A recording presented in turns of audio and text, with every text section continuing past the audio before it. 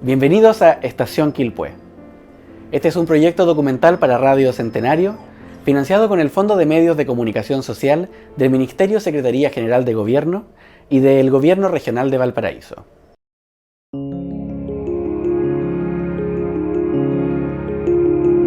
Fuimos a la Secretaría Comunal de Planificación del municipio abierto de Quilpué y les pedimos un plano lo más grande posible de nuestra comuna.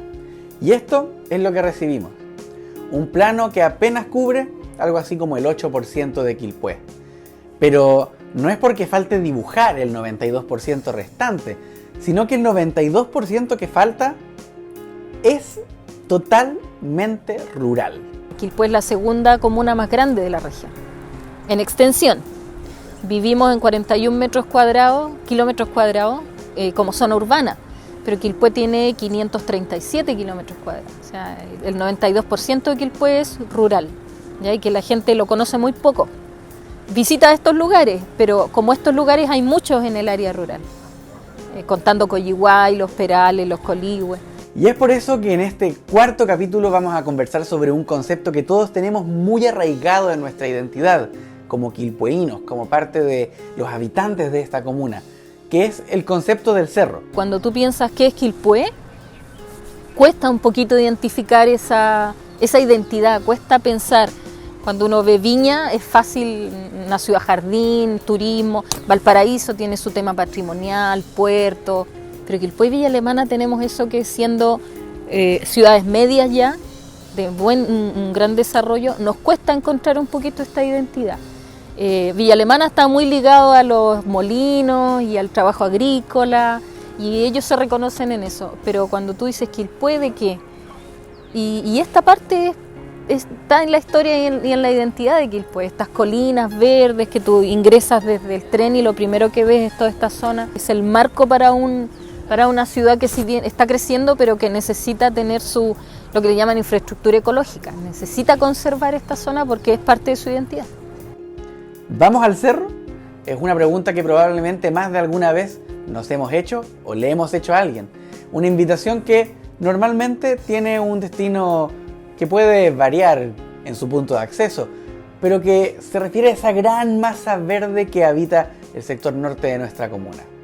Yo creo que todos los quilpueños tenemos cierta relación desde chiquititos con el Fondo del Carmen, venir para acá, los trekking, después cuando nació el zoológico, la vía férrea, la instauración de la vía férrea trajo vida no solo a Quilpué, sino a Limache.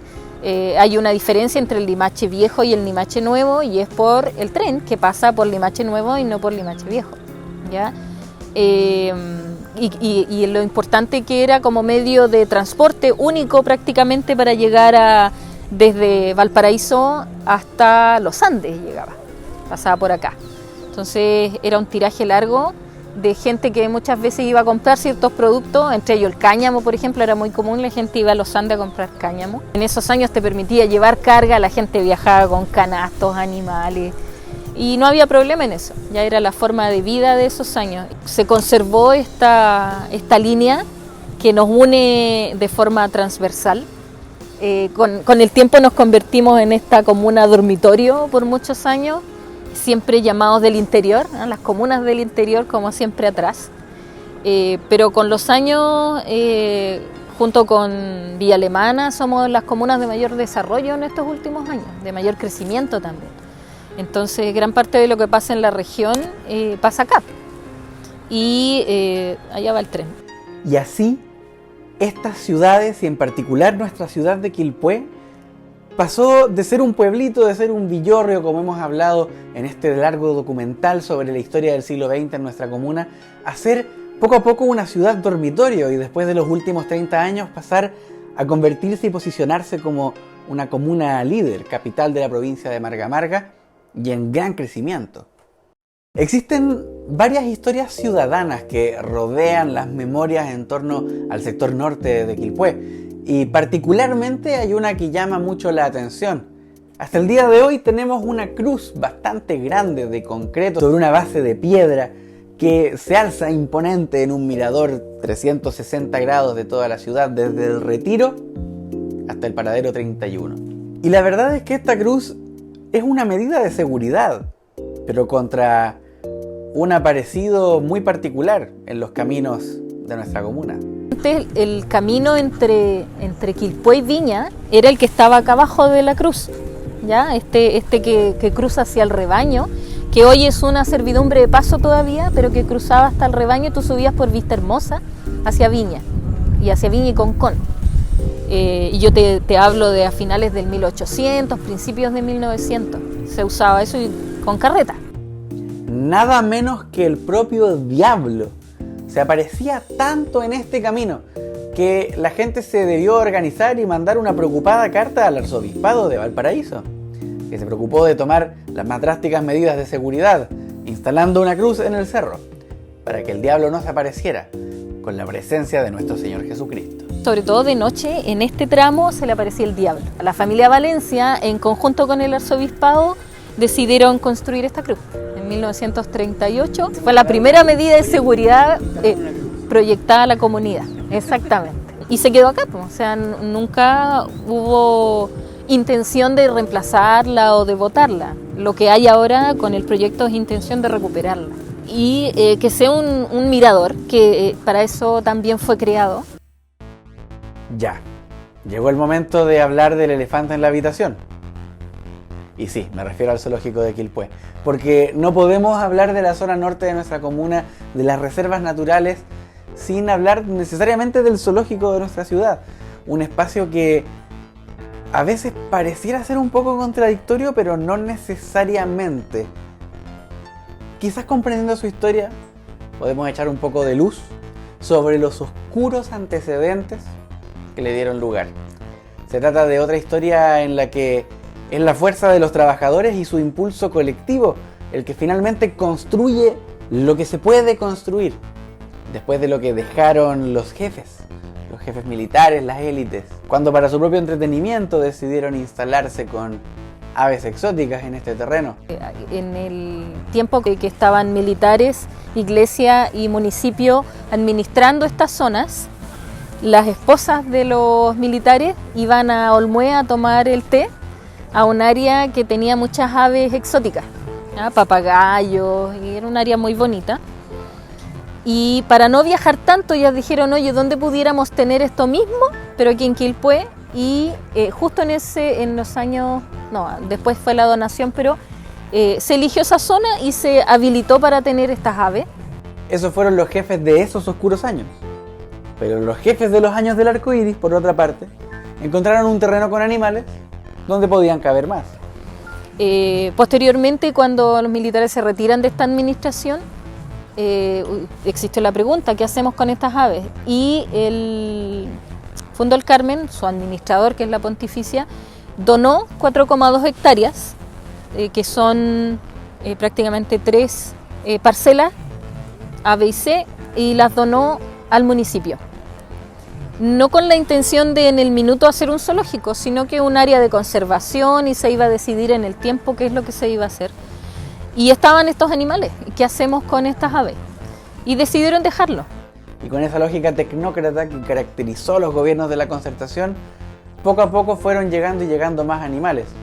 Y como el SAC vio que aquí habían unos animales y había un espacio, empezó a traer animales que la gente, leones marinos que encontraba heridos, aves, y esto se empezó a dar de manera prácticamente espontánea, creando los mismos trabajadores las áreas con maderas al comienzo de forma muy precaria, y ya en el año 93, 94 se inauguró como zoológico. Tuvo que ser nuevamente el esfuerzo colectivo de los habitantes de nuestra comuna.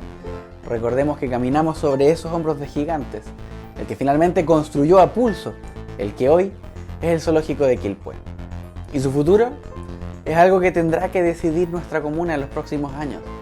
Y por supuesto que es un debate que tiene que partir desde la recuperación de la memoria y de cómo este zoológico llegó a surgir en primer lugar, la recuperación y la puesta en valor del esfuerzo que construyó este espacio. Y por supuesto, desde ahí, buscar y pensar cuál será el valor que tendremos que poner en el zoológico o santuario de Quilpué del futuro. Yo entiendo los cuestionamientos que esto tiene, porque no es una práctica agradable ver un animal de grandes dimensiones como un león en 20 metros cuadrados. No tiene lógica porque suena como una cárcel.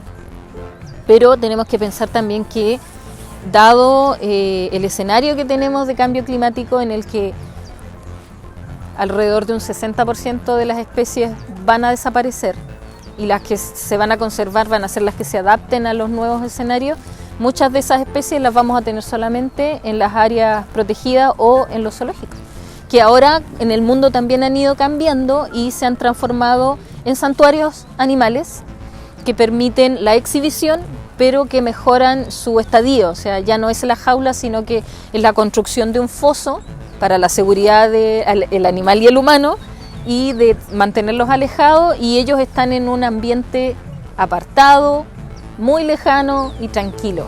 ¿Ya? Ahí Estados Unidos tiene experiencias como el zoológico de San Diego, de empezar como esto muy parecido, ahora a tener 1000 y tantas hectáreas donde tienen rinocerontes, avestruces, tener más especies y seguir reproduciéndolas, pero sobre todo salvaguardar su genética, ¿ya? Para que en algún minuto, si este proceso que ya empezó de calentamiento global tiene un reverso, podamos tener esas especies para darle la chance a que vuelvan a poblar la Tierra.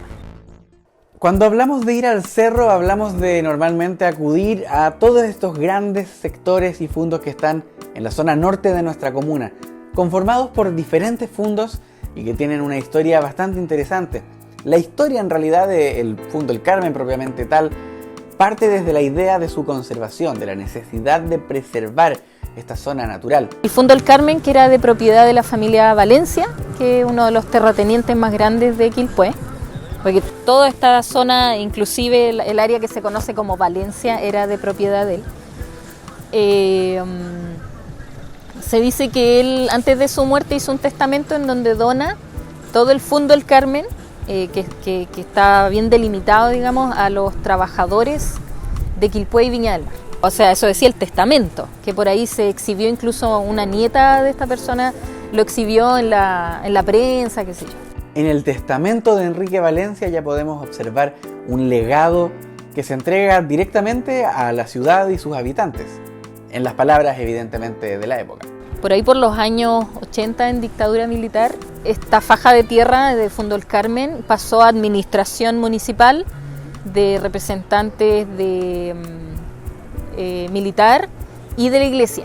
¿Ya? Era una triada que tenía que administrar estas tierras. Y finalmente la municipalidad se retiró y los militares también, y quedó solamente la iglesia a través de el arzobispado, y el arzobispado se lo pasó a la Pontificia Universidad Católica. Y en ese tramo de los años 80 apareció como después propietario la Pontificia Universidad Católica. Este no es el único de los fundos, existen varios, como señalábamos recién, que componen todo este entramado del pulmón verde de la zona norte de nuestra comuna. Estas siempre han sido hijuelas muy grandes, como viniendo desde Viña, está Gastonosa, está Fundo El Rebaño, que es el más extenso, que llega hasta Retiro. Después viene la hijuela Virgen María, y después viene la hijuela San Francisco, que es donde estamos parados, y luego está el Fundo El Carmen, ¿ya? Que es también uno de los más extensos. Todos estos fundos tenían usos distintos y por supuesto la idea de adquirirlos respondía a motivaciones también distintas. El Fundo del Rebaño fue adquirido por Gastonosa San Merí el año 1929, o sea, ya está próximo al centenario. Faltan 8 años, menos de una década para el centenario del Fundo en propiedad de la familia Osa. Y bueno, hoy día el Fundo del Rebaño ha ido adquiriendo más propietarios, y lo principal que hemos estado haciendo todo es cuidándolo, de los incendios, de la basura. Uno de los propietarios, la familia Cross, han plantado más de 6.000 árboles en total en los cerros. Siempre el Fundo ha dejado los accesos abiertos para que la gente disfrute su espacio, ¿ya? Pero siempre concientizándola que en el fondo no pueden botar basura ni hacer fuego, y proteger principalmente los árboles. Bueno, de Gastonosa San Merí vino las ganas de invertir y de comprar esta propiedad, y bueno, las primeras Las primeras actividades fueron ganaderas, hubieron ovejas acá en el fondo del rebaño y bueno, y el fondo funcionaba como fondo, con todas las actividades que tiene la palabra fondo, que hoy día prácticamente queda el puro nombre, más que una que otra actividad aislada por aquí y por allá. Antiguamente se administraba realmente como un fondo. Hoy en día, en cambio, la idea de conservarlos también responde a motivaciones más bien comunes. El Premval norma las áreas rurales, que son estas, ¿ya? Y el Premval quería que esta zona fuera solamente rural y la propuesta del municipio era que esta zona tenía que protegerse. Entonces nosotros primero planteamos la protección de las 1.600 hectáreas, lo que se nos dijo que no iba a ser posible porque ya la compra por parte del Estado de 1.600 hectáreas no era factible. Decidimos plantear la protección de las quebradas desde el punto de vista de los acuíferos, ¿ya? De las reservas de agua y moderador térmico, que significa tener las quebradas tan cercanas al área urbana. Por voluntad de ellos también se han mantenido estos bosques y se ha cuidado. Aquí ha habido un cuidado. El equilibrio es que en el fondo hayan espacios dentro de los fondos donde se armen parques, porque creo que la figura del parque, o mejor sobre todo el santuario, buscan ese en el fondo equilibrio donde se mantenga la naturaleza, pero también por otro lado se ordenen las visitas. Clarifiquemos algunos conceptos que están dando vueltas y que es importante considerar al momento de explorar esta temática.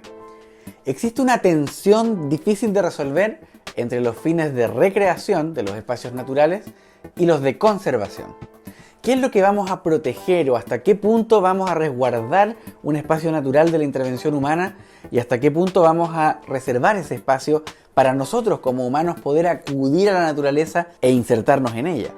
Y es por eso que existen distintos tipos de parques, espacios, jardines, áreas diferentes. Tenemos dos ejemplos bastante cercanos. El Jardín Botánico en Viña del Mar, que es un jardín, casi un vivero. El jardín botánico es un jardín, no es un parque. Lleva muchísimos años haciendo la reproducción de especies para tener representantes de especies biológicas de todo el mundo, ¿ya? No solo especies nativas.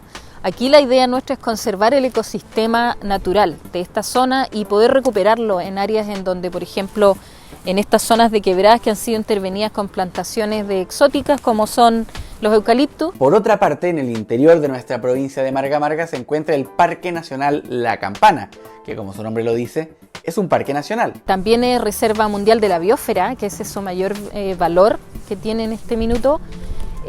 Claro, es una figura distinta, o sea, la administración de esos lugares y su financiamiento es por parte de CONAF. Solo si nos vamos a la región metropolitana de Santiago, vamos a encontrar un parque metropolitano. Y así de a poco podemos entender de qué se trata este concepto, que busca un lugar con multiusos, con distintos espacios delimitados para diferentes actividades. Son 59,4 hectáreas, que son 38 hectáreas del Fondo del Carmen y 16,7 de la Hijuela San Francisco, que es donde estamos ahora. Presentamos un muy buen proyecto que ya está RS, o sea, está sin observaciones, y por otro lado se está preparando el tema para hacer la compra de estas 16,7 hectáreas y vamos a habilitar la etapa 1 de este parque metropolitano, que es el criterio principal es la conservación de este ecosistema.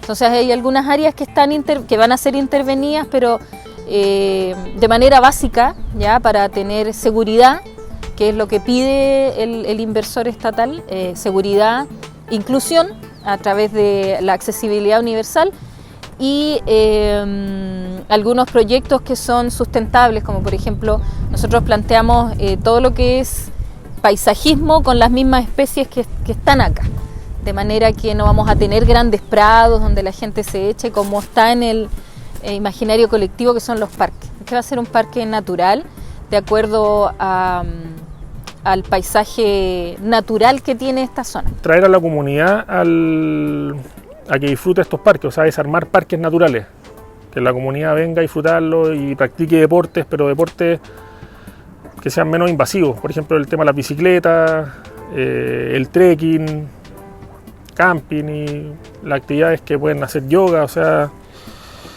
siempre el fondo ha estado abierto a que la gente proponga cosas para hacer. Y el último concepto del que tenemos que hablar es el de santuario, que es el que implica el grado de conservación más importante y más fuerte, la mayor cantidad de restricciones respecto a los usos que se pueden dar e incluso al acceso que se puede tener. En un santuario no se puede entrar con mascotas, en un santuario debe preservarse absolutamente la flora y la fauna del lugar. En un santuario se privilegia la conservación del espacio, incluso por sobre las visitas humanas. Es de largo plazo, que es, ojalá lograr un santuario de naturaleza en la zona norte de Quilpué, ¿ya? Pues nosotros ojalá que fuera en el fondo del redaño, pero es difícil ser santuario, por ejemplo por el tema de los perros.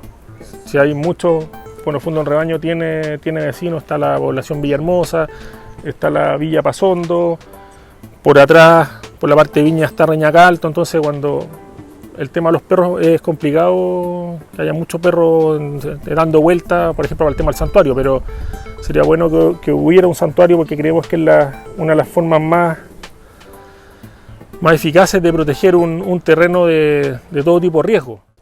El año 2011 vimos que en todo Chile se vivieron grandes protestas por el mundo estudiantil y también por el mundo ambientalista.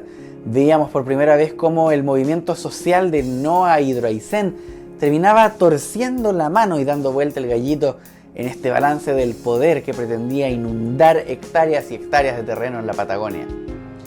Es este movimiento el que también se vivió en Quilpué, con el germen de las primeras movilizaciones populares y sociales de nuestro nuevo ciclo en la comuna, particularmente marcado por Vivos por el Fundo. Imaginemos lo distópico que sería que el municipio tuviera que terminar comprando sombreaderos de plástico, básicamente quitasoles, para poner en el centro por la falta de árboles. Así de absurdo suena cuando tratamos de depredar el patrimonio natural y olvidamos lo importante que es preservar y conservar lo poco que nos queda en esta desertificación para ponerle freno a este proceso.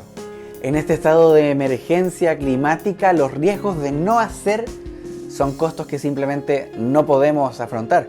Como sociedad no estamos preparados para el nivel de catástrofes que se podrían desatar si no tuviéramos la protección ecológica y estructural que nos da un pulmón verde generado con bosques esclerófilos. Lo que va a pasar con nuestra comuna y con nuestra zona norte particularmente, con las laderas sur que acumulan la humedad que nos permiten regular la temperatura y que quizás podrían salvarnos del cambio climático. Esto fue Estación Quilpué.